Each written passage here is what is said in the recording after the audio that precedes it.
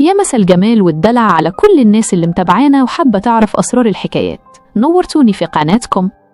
النهاردة جايبالكوا حكاية بجد تقطع القلب، حكاية البلبل الحزين عماد عبد الحليم، الفنان اللي الدنيا ضحكت له في الأول وفي الآخر نهايته كانت صدمة هزت مصر كلها. تخيلوا كده، نجم وسيم وصوته ملوش زي، يصحى الناس الصبح يلاقوه جثة مرمية على الرصيف في الشارع. شاب في عز شبابه مكملش 35 سنة حياته تنتهي الموتة دي. ايه اللي حصل في الكواليس؟ وازاي ابن عبد الحليم حافظ نهايته تكون كده؟ الحكاية بدأت في اسكندرية مع ولد صغير اسمه عماد، أخوه الملحن محمد علي سليمان. الولد ده صوته كان ياخد العقل من وهو عيل صغير. وفي يوم القدر رتب مقابلة غيرت حياته كلها. كان فيه فرح نادية بنت أخت العندليب الأسمر عبد الحليم حافظ، وحليم كان موجود في الفرح وعماد واقف يغني. حليم أول ما سمعه ما كانش مصدق ودنه، حس إن صوت الولد فيه حزن وشجن زي اللي عنده بالظبط. حليم من كتر ما حبه خده معاه القاهرة وقعدوا في بيته كأنه ابنه وخلاه يشيل اسمه، وبقى من يومها عماد عبد الحليم. عماد عاش حياة الملوك، بيصحى يفطر مع حليم ويشوف كبار الملحنين زي بليغ حمدي والموجي وهم بيألفوا الأغاني قدام عينيه.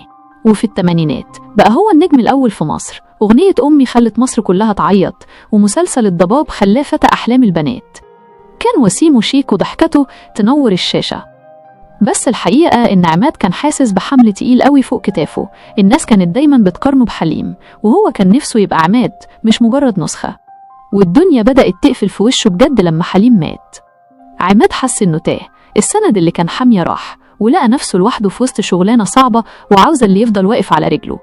ومن هنا بدأ يهرب من وجعه لسكة المخدرات. ورغم إن الفنانة نجوى فؤاد وقفت جنبه كتير واتخطبوا فعلا، وكانت بتحاول تعالجه بكل طريقة وتوديه مصحات، إلا إن الاكتئاب والوحدة كانوا أقوى منه. الوسط الفني بدأ يبعد عنه لما مشاكله كترت، وبقى يغيب عن حفلاته ومواعيده، وصوته اللي كان زي الحرير بدأ يتعب لحد ما غرق في سكة ملقاش لها رجعة، والدوامة دي سحبته للآخر. ونيجي بقى لليلة اللي مصر كلها صحيت فيها على خبر ما كانش يخطر على بال حد. كانت ليلة 20 أغسطس سنة 1995. الناس وهي ماشية الصبح بدري في شارع البحر الأعظم في الجيزة لقوا شاب مرمي على الرصيف، لبسه شيك بس مبهدل ووشه شاحب. لما الناس قربت كانت الصدمة، ده النجم عماد عبد الحليم. التحقيقات قالت إنهم لقوا سرنجة تحت جثته، والنيابة أكدت إنه مات بجرعة زيادة وقفت قلبه في ثانية. والموجع في الموضوع إن الرصيف اللي مات عليه كان قدام باب بيته بكم متر بس، يعني كان خلاص داخل بيته بس الموت كان أسرع منه. مصر كلها بكت عليه، والجنازة كانت حزينة لدرجة ما تتوصفش.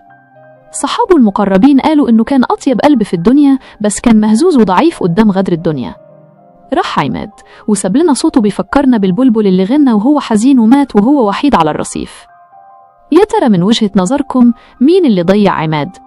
هل هي الدنيا اللي قست عليه، ولا هو اللي استسلم بدري؟ هستنى كلامكم في التعليقات، وما تنسوش تشتركوا في القناة وتفعلوا الجرس عشان يوصلكم كل جديد، وتعملوا لايك عشان نفضل مع بعض في كل الحكايات اللي جاية، وتشجعوني أحكي لكم أكتر.